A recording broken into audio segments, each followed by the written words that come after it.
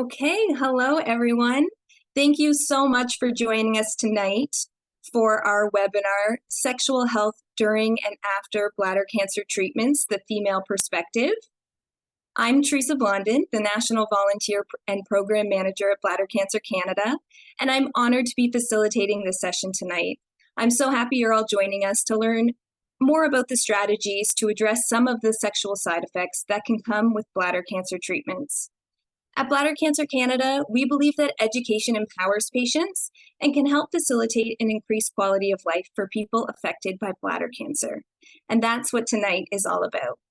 Please remember that these webinars contain content intended for the sole purpose of information sharing and should not be considered medical advice. Always talk to your doctor and/or urologist about what is best for you. And if you run into any issues during the session, myself and Shasa Bashok, the National Development Manager, are here and monitoring the chat, happy to help. So now I am honored to introduce our presenter for the night. Dr. Kokorovic is here to join us, and she completed her undergrad and master's degree at the University of Toronto and then at Queen's University Faculty of Medicine in Kingston, Ontario.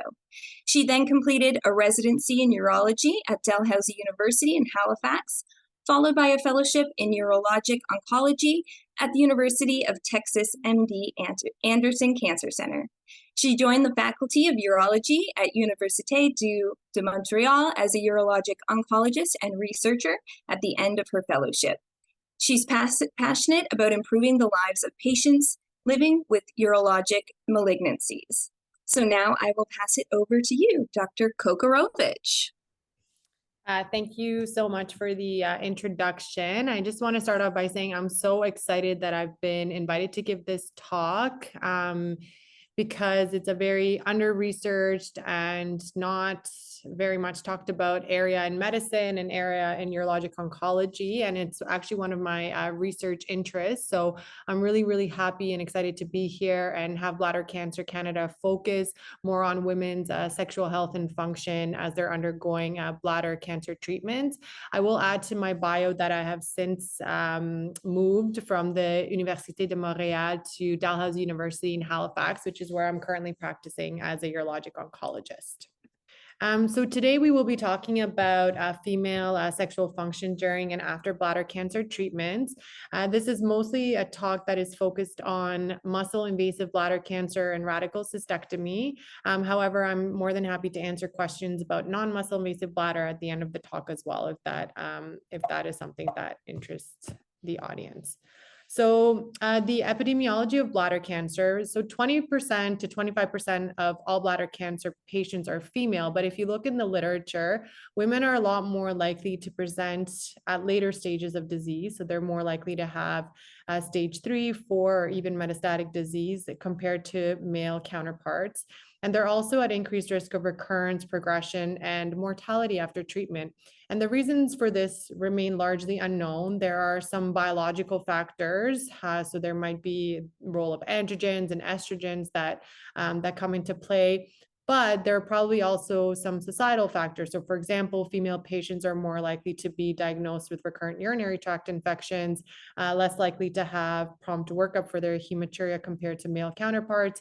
And this might also be contributing to being diagnosed at a later stage. So the current standard of care for muscle invasive bladder cancer, non-metastatic, is really intense. So it's chemotherapy followed by radical cystectomy and bilateral pelvic lymph node dissection and a urinary diversion. And we know that there's a couple of ways to divert the urine. The most commonly way of doing this would be with an ileal conduit, but there are also alternative things like a neobladder or an Indiana pouch. These would be the three most common.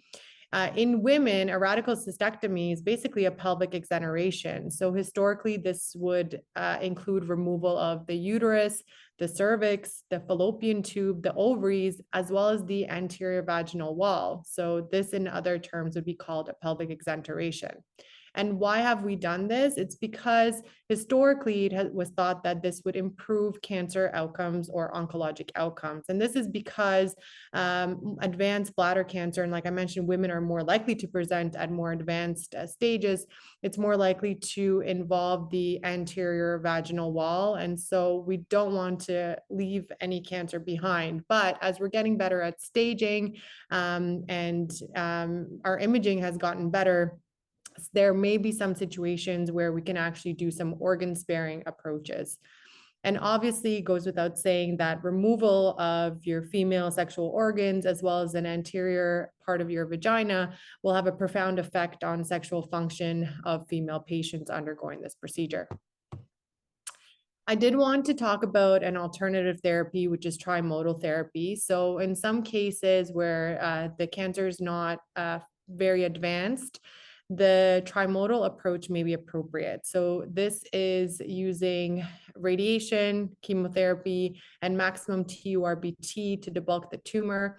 And it is thought that in select cases, this could have similar outcomes to radical cystectomy, although surgery is still very much considered the gold standard approach.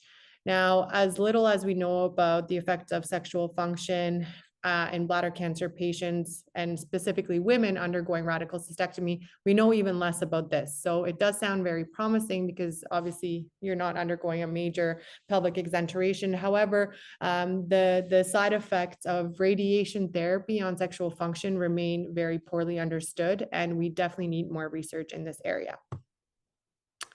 So how does bladder cancer treatment affect female sexual function? So there are many ways that this would be possible. First of all, there are a lot of changes that happen to sexual health that are just related to having a diagnosis of a malignancy or a cancer. So there's stress, anxiety, and psychosocial barriers and factors. The stress and anxiety might cause some tension in your relationships with your partners. And so this is definitely something that's very important to consider. There are changes in body image that might happen as a result of the treatments. So for example, having an ileal conduit or even an Indiana pouch, this could definitely change body image, which would in turn affect sexual function. And some types of urinary diversion. So for example, a neobladder can cause incontinence. The stoma bag can also leak and cause incontinence, which could in turn also affect relationships. And then as a result of the surgery itself, there might be changes in libido, orgasms, or sensation. And this would be the result of removing the ovaries. So especially in premenopausal women, this could definitely result in libido and hot flashes and basically symptoms of menopause. And then as I'll go into a little bit more detail, the surgery itself actually causes some denervation of the nerves that control sensation of the clitoris. And those would be the anatomical considerations of surgery. So here's the anatomy of a radical cystectomy in women. So basically, when I talk about a pelvic exenteration, these are essentially all the organs that we're removing with the surgery. And so you can see here, this diagram shows all of the nerves that are in this area. And this is obviously a very simplified diagram. In the real world setting, this is more complex, but I'm just trying to show that a lot of the nerves that are innervating your vagina, your clitoris, these are all very close to the areas that we're working in and where we're removing the female genital organs. These nerves are very much going to be affected. So what do we know so far? Unlike sexual function after prostate cancer treatment, what we know for sexual function in women after radical cystectomy is very, very sparse. So if you look at the literature on this topic, there are very few studies done. The studies that are done are very old. They're retrospective, meaning that they looked at women who had already had the treatment and then asked them, oh, do you remember what things were like before the treatment, which could have been many years ago? And then the studies that did look at this prospectively, so, actually ask them before the treatment and then after the treatment, involved very few women. So while we know just intuitively that sexual function is very much affected by bladder cancer treatments, we actually haven't done a very good job in quantifying this in the literature, which, as I'll talk about a little bit further, I think has led to many problems in actually addressing this topic. And so again, in men, for example, I do radical prostatectomies in men as well. When I counsel patients about a radical prostatectomy, it's very much expected that you're going to talk to them about the effect of erectile dysfunction. And we've even taken it a step further in men, and there's been development of novel nerve-sparing techniques in prostatectomies to try to avoid some of these side effects. And so the goal is to kind of get to the same place for women undergoing cancer treatments for their bladder cancer. There have also been studies that have looked at, sexually active women who have been diagnosed with bladder cancer, and a lot of women who are diagnosed with bladder cancer and muscle-invasive bladder cancer, in particular, continue to be sexually active before their cystectomy, and this just tells you that this topic needs to be discussed.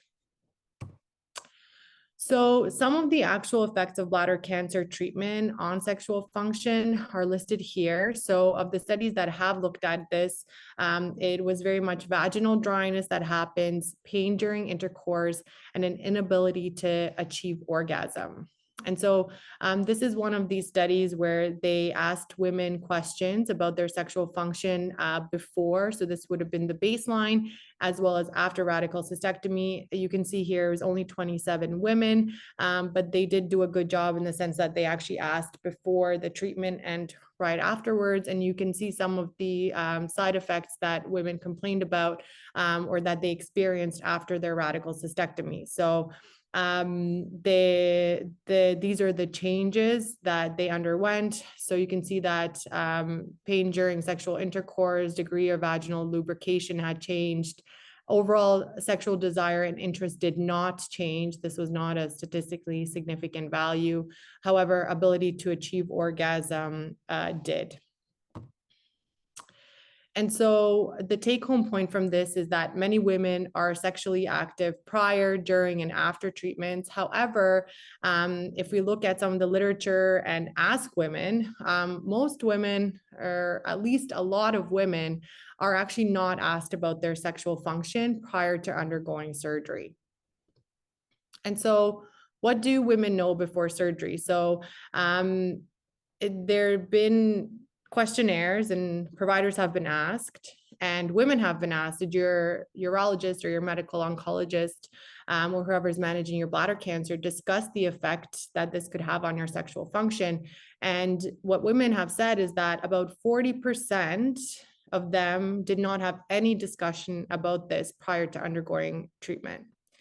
And even though most women were not engaging with these discussions with their providers, the vast majority, so about 85% of them, or 85% of patients of cancer, do want to engage in a discussion about sexual function outcomes before and after their cancer treatment. So basically, it's not being discussed, even though patients want to discuss it and think it's an important part of their cancer care.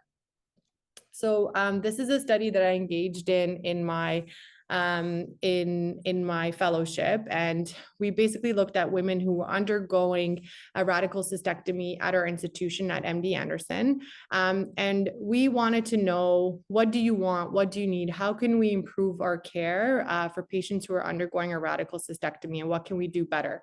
So we first asked them, what kind of changes did you experience after you had a cystectomy? And very much in keeping with the previous study that I showed you, women reported pain with sexual activity. They reported a change in their desire for sex. So this would be a change in their libido. They reported dryness. And a lot of women, between 20 and 30%, were unable to have sexual intercourse after their cystectomy. We then asked these women, well, what would you have liked to know more about? And what are some things that, counseling wise, your urologist or your medical oncologist could have improved on? So these are things that women told us they wanted to know more about. So they would have liked to know what was the impact of surgery on their vaginal function. What are the options that are available? They wanted to know more about their change in sexual desire, self-esteem, and the impact of surgery overall on their sexual function.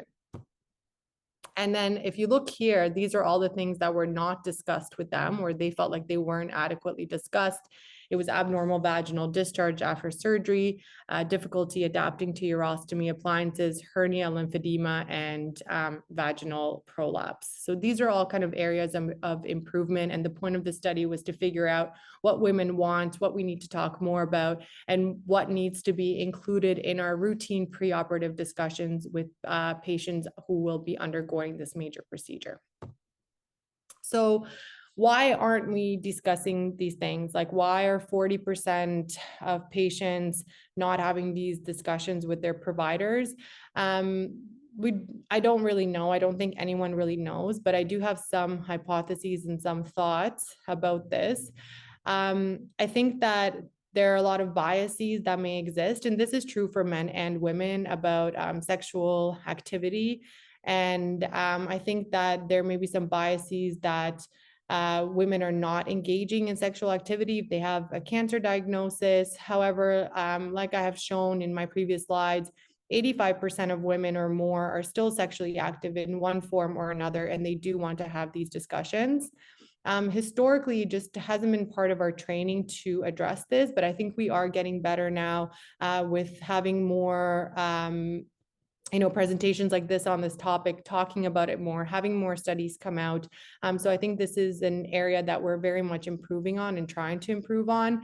As I mentioned, we don't have a lot in the literature, and doctors usually like having studies to quote and, major literature data to support things. And we just don't have that in the literature. And that's something that I'm working on. I know a lot of my colleagues in the United States and Europe are also working on. We're trying to make this bigger topic of discussion.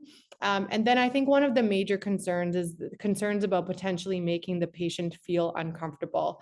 And I think this is probably one of the major reasons that this isn't discussed. But again, studies have shown and questionnaires have shown that women are not uncomfortable talking about this, and in fact, they want to.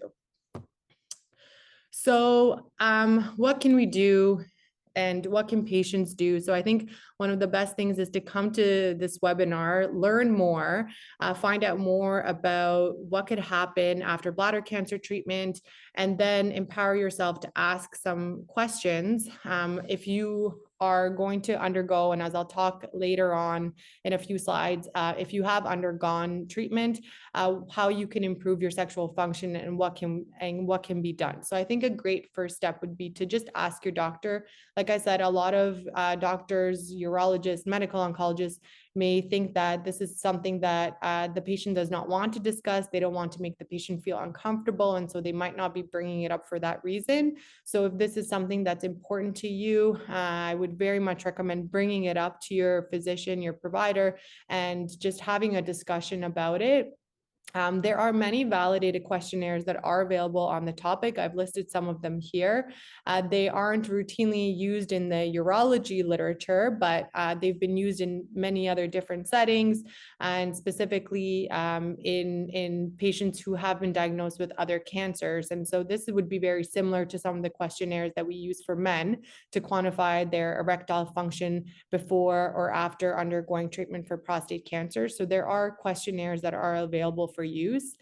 And then again, I think that a lot of it does fall on the physician to make sure to engage in these discussions and to have a very open discussion with their patients prior to the procedure, and to address their concerns and of course also goals during and after treatment. So I do want to talk a little bit about organ-sparing radical cystectomy. So I did a few slides back, I showed you what the classic radical cystectomy entails, and that it's pretty much a pelvic exenteration where we remove the bladder, the anterior vagina, the ovaries, the cervix, and the uterus and the fallopian tube. So recently there's been a little bit more of a push or acceptance, I should say, about an organ-sparing approach. So this would involve preservation of the internal reproductive organs and the anterior vagina. This approach is supported by our Canadian Urological Association guidelines, as well as American and European guidelines. The caveat for this is that the goal with this major operation, because whether you do the organ sparing approach or not, removal of the bladder, urinary diversion, this is a major surgery.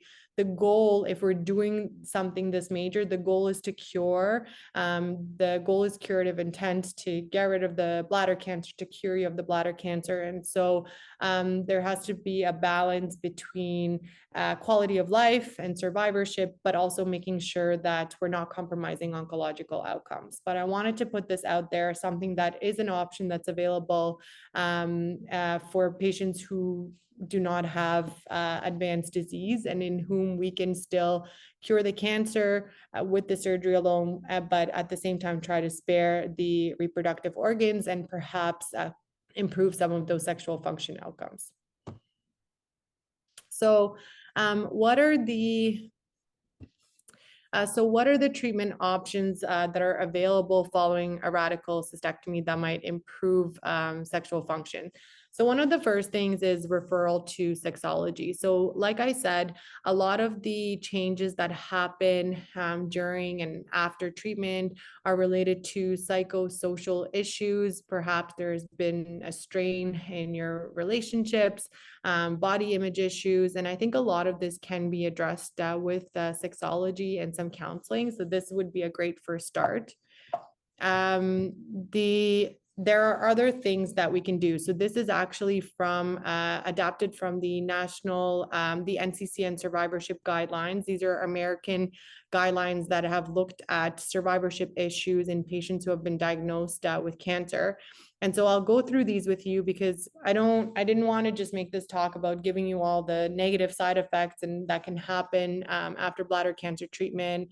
But I did want to give you some options for treatment and things that you could talk to your doctor about if you're having these issues. So there's one complaint could be vasomotor symptoms. So this would be basically perimenopausal or menopausal symptoms that would occur due to removal of the ovaries at the time of radical cystectomy. So options for treating this would be hormone treatment. There's also some non-hormonal treatments, including antidepressants, which could help. And then one of the main things is exercise and physical activity, acupuncture, yoga might help, and also CBT, so that's cognitive behavioral therapy. And again, that would be in line with sexology treatments. So if you are suffering from vasomotor symptoms, there are some things that we can do to improve those. Next are some of these complaints that I talked about, which women have noted and which women suffer from following radical cystectomy treatment. So vaginal dryness. So one of the main things, and this is something that I've started doing before radical cystectomy as well, is to use a local estrogen therapy. So vaginal estrogen could help prior to the cystectomy if there's no contraindications, and also after the cystectomy, probably not immediately during the postoperative course, but once the vagina has had some time to heal, replacing that estrogen with just a topical estrogen therapy will very likely help improve some of the vaginal dryness and perhaps even pain with sexual intercourse. For low libido, the treatment for this might be similar, like some of the vasomotor symptoms that I discussed. So there's pharmacologic treatment, antidepressants could help, and again, referral to a sexologist. And then for pain with sexual activity, so again, the vaginal estrogen, I think really, really helps with this. And then there's also, because if we do have to do a pelvic exenteration, the anterior vaginal wall is removed. And so this results in significant vaginal shortening because we're literally removing part of the vagina and then having to reconstruct that. So that does result in some significant vaginal shortening. And over time, once the acute healing process is finished, one of the things that can be offered are vaginal dilators. And so this is something that might have to be done in conjunction with the gynecologist working at your center, or perhaps the plastic surgery might also be involved in this. I would always do this using vaginal estrogen as well, because clearly that would also help with the dilatation. And then the other thing that I think is really important would be pelvic floor physiotherapy. So we routinely do pelvic floor physiotherapy following radical prostatectomy. But I think that pelvic floor physiotherapy following a radical cystectomy in women would have a profound effect on just improving the pelvic floor and improving the sexual function following the treatment. So this is something that I think should be strongly discussed with your surgeon after your treatment, and maybe even before, if it's something that is possible. Often, if there's pain, if there's hematuria, if you're undergoing chemo, this isn't necessarily something that would be feasible to do prior to, but I think after the surgery, it very likely would have a very beneficial effect on sexual function. And then lastly, women also reported difficulty with orgasms. Again, pelvic floor physiotherapy, something that could really help with this, and referral to a sexologist or a sexual medicine specialist would also be something that is suggested. So to conclude, bladder cancer treatment, specifically radical cystectomy, has a profound effect on women's sexual function. Unfortunately, many urologists and oncologists do not necessarily discuss the sexual function side effects that are related to this treatment, but we're starting to have a paradigm shift, and we're starting to discuss this more and more. As I mentioned, my advice is to talk to your doctor, have an open and honest conversation, let them know that you're not uncomfortable talking about this, that you want to talk about this, and put it out there that this is something that's really important to you, whether you've had treatment years ago or just recently been diagnosed. Starting to talk about it early on could help in the long run.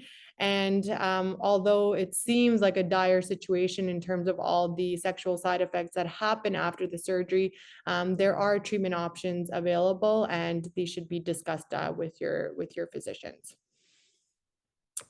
So that is all I have. I'm happy to take any questions that you might have and have a discussion with whoever is here. Thank you very much for your time. Well, thank you so much, Dr. Kokorovic. I know the community is really happy to have this session, and thank you so much for caring about this topic and trying to get more research for the females affected by bladder cancer. It really is so needed, so we truly appreciate this. Thank you. So now we'll open the floor to questions, so you can type any questions into the chat and I can read them out.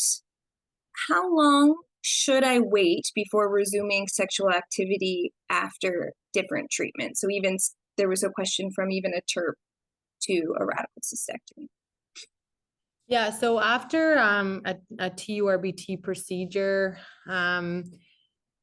it really depends on the depth of the procedure, how intense it was, how large the tumor was. But in general, for most patients, I think 2 weeks would be more than enough time to wait before resuming sexual activity. After a radical cystectomy, so if there has not been a vaginal sparing approach, meaning that if it was a full pelvic exoneration, the anterior vagina was, taken as part of the procedure, then I would wait at least 6 weeks because that's the minimum of time that it would actually take for the vagina to heal up and for the scar tissue to actually heal. So I would say a minimum of 6 weeks, given that there's no ongoing discharge or anything to suggest that there hasn't been a complete healing of the vagina after the surgery. Okay, do you need to ask for less shortening of the anterior vagina? Without this, is an orgasm still feasible?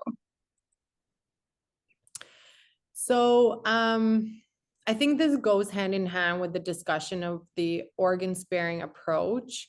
So the amount of vagina that is taken, you can't change it too much, right? So I think the biggest effect is taking the vagina. So whether you take less or more, I think that would have the same effect on sexual function.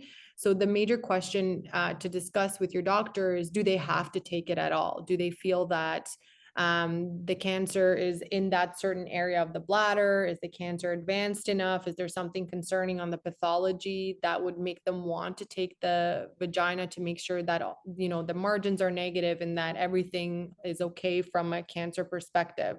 So I think that would be the better question to ask. Like, would I be you know, sexual function is important to me. That's really important to me after the surgery. Would I be a candidate, or would vaginal sparing be appropriate for my case? And so that's kind of how I would approach it, not necessarily how much of the vagina is taking. In terms of the orgasm, so like I said, that's a multifactorial. So there's a lot of reasons why orgasms might not happen. The main one is not actually the vaginal shortening. It's because of the nerves that innervate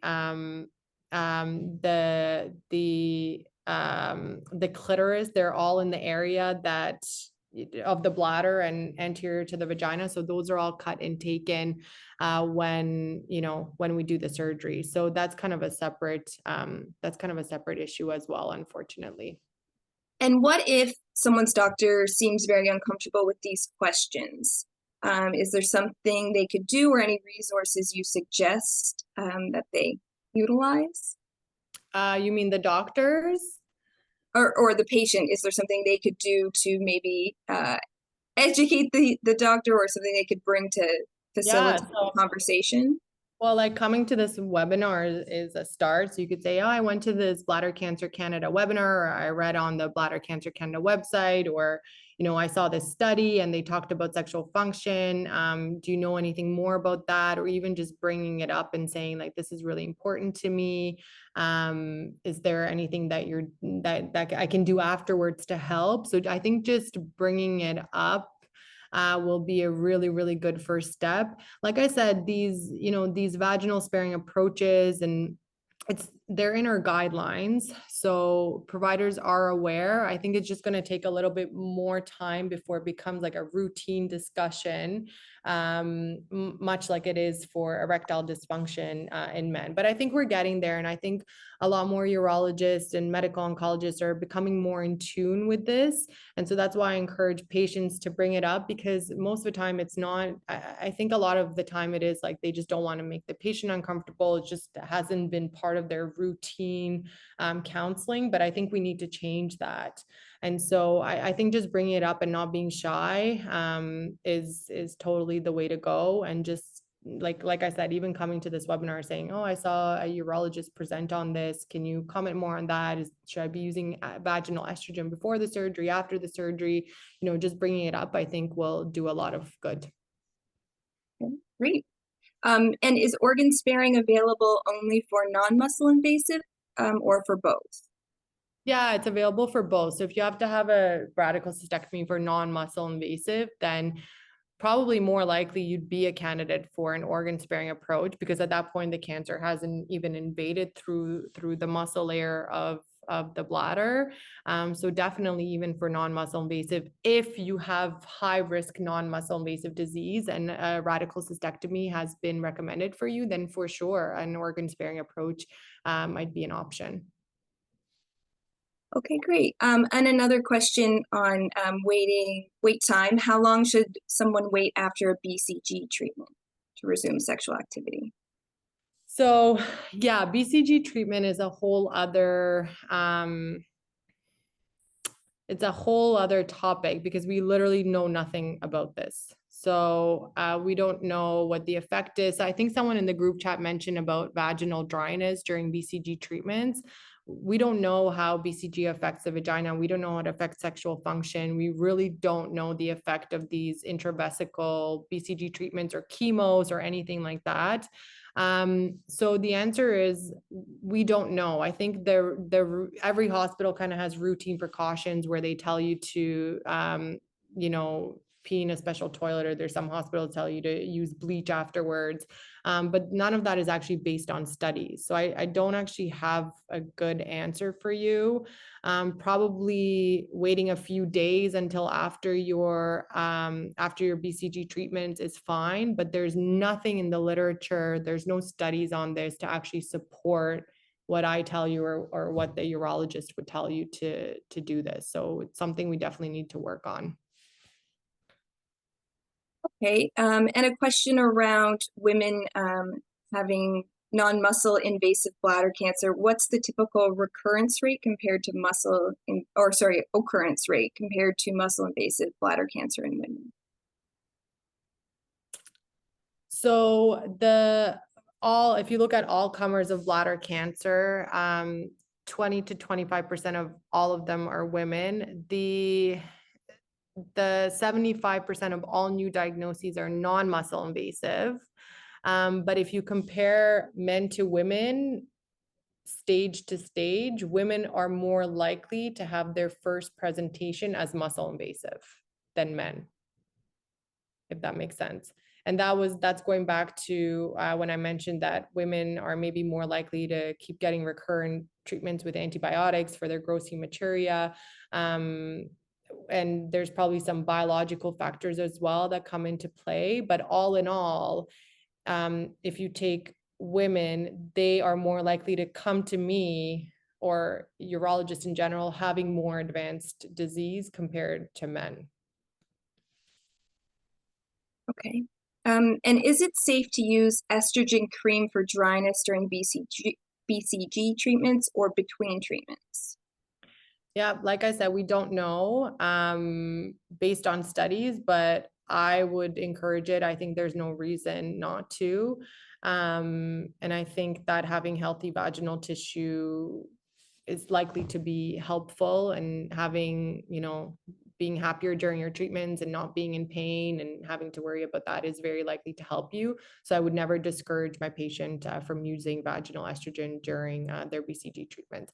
But this is also something I'm looking at. So I want to do a study where I'm actually asking patients these questions, like, so you're starting your BCG, let's say December 1st. I'm going to ask them to fill out a questionnaire before they start their BCG, and then after their BCG treatments. And then I'm going to find out more about, did you experience more pain? Did you experience vaginal dryness? Like, what was the effect of BCG on sexual function? Because there's literally nothing in the literature to even guide me for a discussion. I can hypothesize that there can be maybe pain or discomfort or vaginal dryness, but that's actually never been proven. So to be determined. But I think it's safe and to use the vaginal estrogen. I would never discourage it. Okay. And someone said they had minor bloody discharge after some sexual activity after a radical cystectomy in February of 2022. And the gynecologist said there's nothing he can do. Your cystectomy was about over a year ago, almost 2 years ago, and there's still bloody discharge. I can't really comment. It's not often that we see that type of long-term bloody discharge. So I think it's really important to follow up. I think it's great that a gynecologist was involved. I think it's important to follow up with the urologist who did the radical cystectomy and make sure that they're aware that there's still some ongoing bloody discharge like 2 years after the procedure. And just to make sure that all the scans are up to date and that they've seen you, and that, the urologist who actually did the procedure has commented on this. Some long-term discharge is common, like months after the procedure can still happen. If it's still happening 2 years down the road, I think that should be addressed. And I don't know if, vaginal estrogen might be an option. I don't obviously know the health history and all the details, but it might be something that you would want to discuss with your urologist. Sure. Okay, we've got lots of questions rolling in. We'll see how many we can get to. Someone asking exactly what was said about the clitoris. Is it always affected? So most of the time, yes. If you're doing a full pelvic exenteration, the nerves that control the clitoris will be affected. And so that's where the sensation, that's why the sensation and potentially the ability to have an orgasm is affected, because all those nerves are very much affected by the pelvic exenteration. Okay. So although we're not doing anything, so with the exception if you're doing a urethrectomy, meaning that you're taking the urethra out as well, even though nothing's being done on the outside to the clitoris, the nerves that are controlling the clitoris, they're all in the area of where the pelvic exenteration is taking place, and that's why the clitoris is still affected. And is vaginal sparing common in the US? I don't think it's as common as one would think. They, like, for example, my fellowship, we still mostly did non-vaginal sparing. So I think it's probably, the rates are probably very similar. The guidelines are similar. I think the US is a little bit different than Canada because they have centers that like are more hyper focused on certain things. So there might be centers that are more focused and try to make, you know, vaginal sparing or organ sparing their thing compared to in Canada. But I think if you looked at the rates overall, I think it would be very similar because, like I said, our guidelines are pretty much parallel when it comes to that. Okay, thank you. I started on HRT to help with surgically induced menopause, including estrogen cream. I had organ sparing surgery, so only ovaries were removed. Is there a risk to being on HRT long term? It's been 12 years. There was a study that showed only taking HRT for about 5 years. My mother had breast cancer. Is there a risk to stay on HRT? Yeah, so I think you bring up a really important point. So as a urologist, we are not routinely prescribing HRT. It's more of a gynecologic gyne-onc thing, or just a obstetrical gynecology thing to do. So typically, if I were to prescribe HRT, I would actually send the patient for a referral to a gynecologist to make sure that, you know, the process is being followed, that all the up-to-date guidelines are being met. And that's what I would do in that case. So I think, I don't know if you're being followed by a gynecologist or if the urologist just prescribe it, but if in my practice, I would refer the patient to a gynecologist to make sure that all, you know, there's new guidelines that come out all the time, new studies that come out all the time that I, as a urologist, may not necessarily be up to date with. So I would want to make sure that my colleagues are involved in that decision making and monitoring if you are going to be on HRT. Can you explain more about how CBT can help with sexual function? Yep. So cognitive behavioral therapy is just a form of psychotherapy. And so if there has been an effect on your sexual function due to a multitude of things, so maybe the surgery, the treatment, in addition to having an effect on body image, in addition to having an effect on your relationships with your partner, that's really where CBT would come into play. So it's very much like doing cognitive behavioral therapy to address all of those things, not just the anatomical considerations. So that would start with a sexology referral, having a sexologist involved to kind of try to delve deeper into what are all the factors that are impacting your sexual function. And then the sexologist would actually be able to recommend cognitive behavioral therapy if there was like a significant element of psychological distress that they thought was contributing. So there's some questions about BCG, understanding how BCG works on and in the body, and how it affects the total immune system, and is it as effective with non-invasive as it is with more advanced bladder cancer?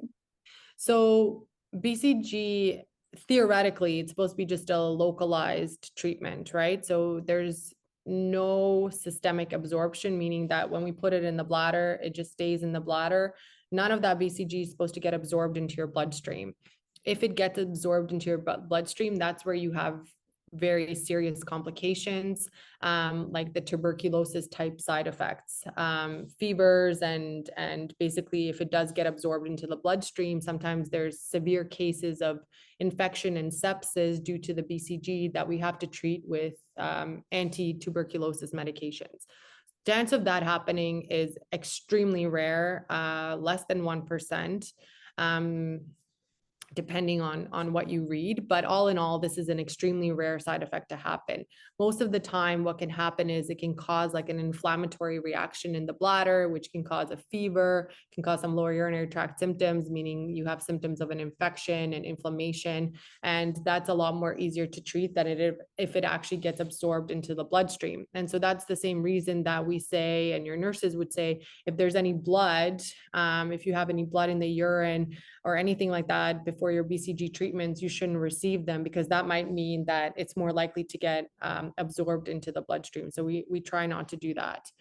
In terms of if it's as effective with non-invasive as with more advanced. So BCG is, it was developed in 1976, and it's still the best treatment that we have for non-muscle invasive bladder cancer. So all these new studies, all this new research that we're doing, and there's like billions of dollars being spent on this, they're still comparing it to BCG. And so it's very much still the best treatment to date in 2023 and going into 2024 that we have for non-muscle invasive bladder cancer. Now, non-muscle invasive bladder cancer, it's a little bit more complicated because there's different types and there's different things we look at on your pathology to decide if it's more aggressive or not. And in those cases, sometimes if there's a lot of things on pathology that make us concerned, that we might suggest skipping the BCG and going directly to a radical cystectomy. But if you are going to receive intravesical treatment, then BCG is like the standard of care across the board, no matter where you are. And was that the only BCG? I want to know, so someone asked if BCG can affect the function of the clitoris. So we don't know, and I'm so, I'm glad that all these questions are being asked about BCG, because when I applied for my grant, I was like saying, we don't know anything about BCG, patients need to know. And so this webinar is very much like empowering me to do more research on what the effect of BCG is, because a lot of these questions I don't know the answers to. It shouldn't affect the function of the clitoris at all, because like I said, it's not being absorbed. It should have no effect on the nerves that innervate the clitoris. But is there something else that's going on that's causing this during BCG treatments? I don't know. Are gynecologists routinely involved in the RCs? No, never, almost never. So they are not involved before, they're not involved in the surgery, and they're typically not involved afterwards unless there's complications or questions about the vaginal shortening or question for dilatation. But they're not routinely involved. From a surgery perspective, the technical parts, there's we're very much trained as oncologists to be able to do that surgery technically without assistance from a gynecologist. So I think that's why routinely they have not been involved. But I think after the procedure, if we're looking at organ sparing approaches, then you can consider it, but it's not routine, no. Physiotherapists recommend prehab pelvic floor rehab before surgery. Wondering if this could help with sexual function post-op. I think it would be great. I think if there was time to do pelvic floor physio before surgery, like there's literally zero harm that could ever cause. And so if you're waiting for surgery, I would very, very much encourage pelvic floor physiotherapy.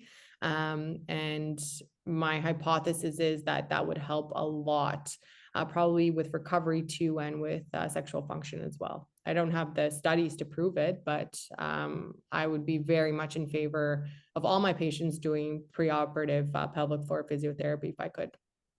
Someone's urologist said no more BCG as it didn't work the first time. Do you have any comments on that? So there's a whole diagnosis of called BCG unresponsive non-muscle invasive bladder cancer. So this is non-muscle invasive bladder cancer that doesn't respond to BCG.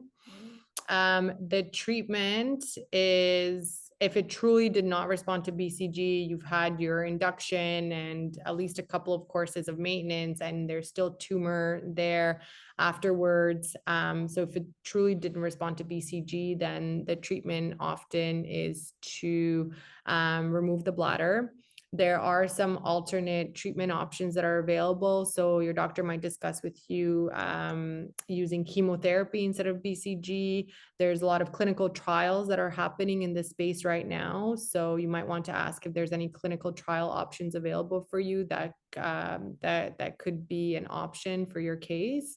But BCG unresponsive bladder cancer, often the alternate treatments don't work, and often these patients do end up getting a cystectomy.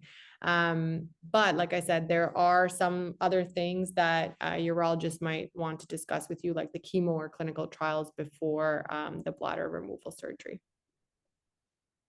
Okay, great. Well, that is all of the questions in the chat. I really love how engaged this community has been. This is probably the most questions we've ever received for a webinar. So I'm really glad you were here and able to answer all of these.